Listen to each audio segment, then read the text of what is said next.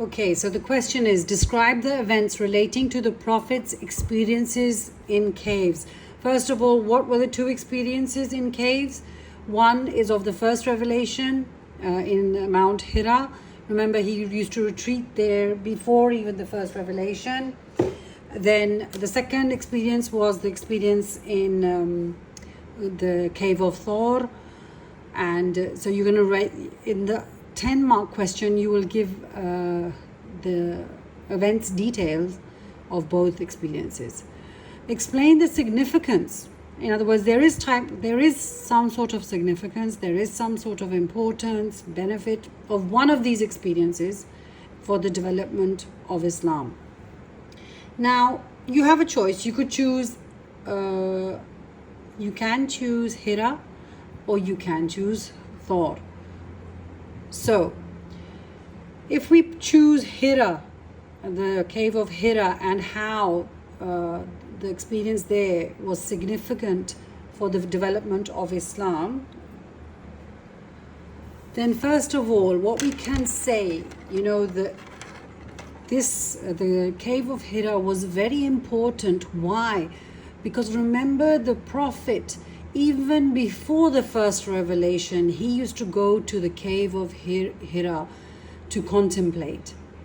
What do I mean by contemplating or contemplation? It means to, think deeply think about who you are, why you are here, what's going right in your life, what's going wrong in your life. In other words, just sitting in seclusion, in solitude, and thinking about things that are right and wrong.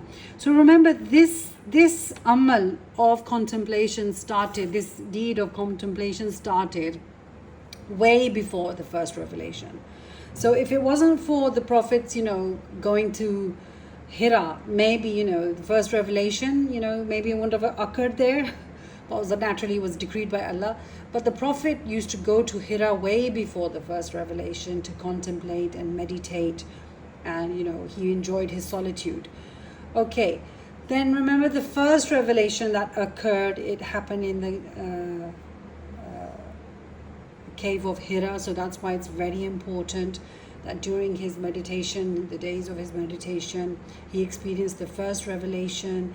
And naturally, for the development of Islam, the first revelation is the most important, in which the Prophet was blessed with prophecy, prophethood. And he remembered the first revelation that he received, Surah Al-Alaq, in which the reason for mankind to be there is to gain knowledge, and how Allah created mankind. Everything was revealed through that first revelation.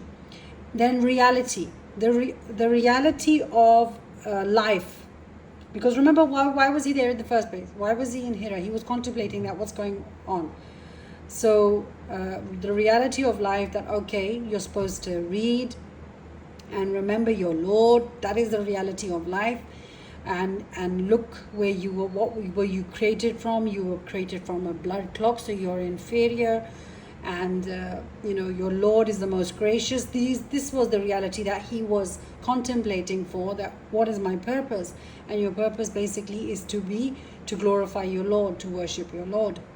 Then in this cave, he met the angel. That was the first ever meeting with angel Gabriel or Jibrail. And remember, he came in the form of a man.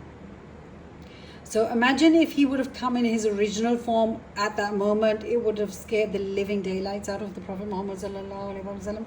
But he came in the form of a man. So okay, he would still get scared, but not as shocking as it would have been for the Prophet if he would have seen angel in his natural form. And that was the first ever place that he ever got to meet the angel. So that's important, because remember, the angel after that was the onset of the coming of and the meeting of the angel. And then there was so many other meetings with the angel Jibrail, which of course for the development of Islam and Sharia and revelations, this was the initiative, the first, it was the pioneer meeting basically. And then the miracles,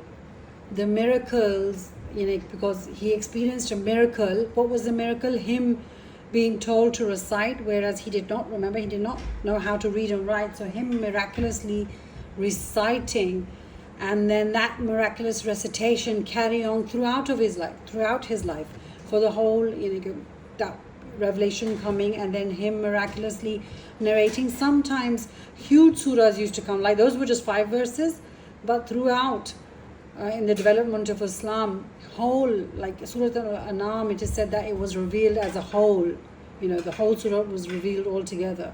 So that miracle carried on, for the Prophet ﷺ throughout his life, and naturally it was the cause for the development of Islam.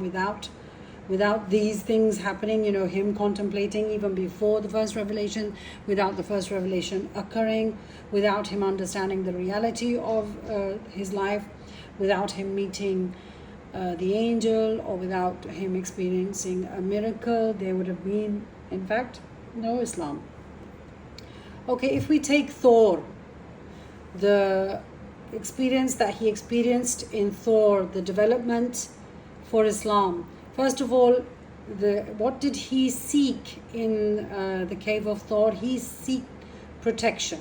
He was fully protected there. And imagine if he did not take protection in Thor and he was en route to Medina, wouldn't he have been captured? Because remember, he was told to be brought dead or alive to capture. 100 camels of reward was given to the person who captures him dead or alive, right?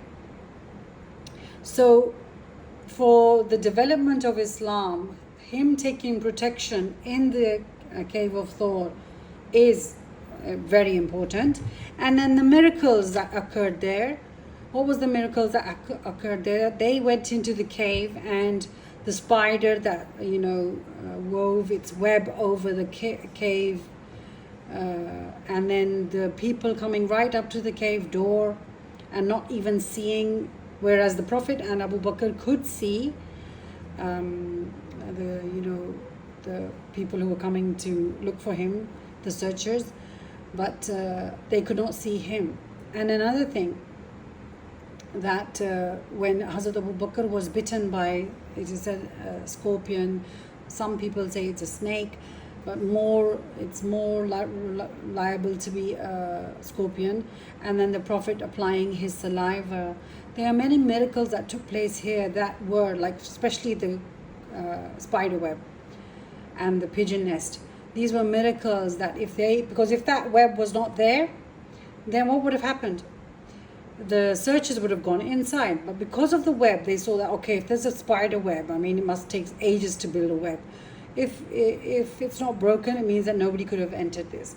So it's because of this miracle that proved beneficial for the development of Islam. If this miracle did not happen, then they would have captured the Prophet ﷺ, and there would have been, Islam, how awful they would have treated him.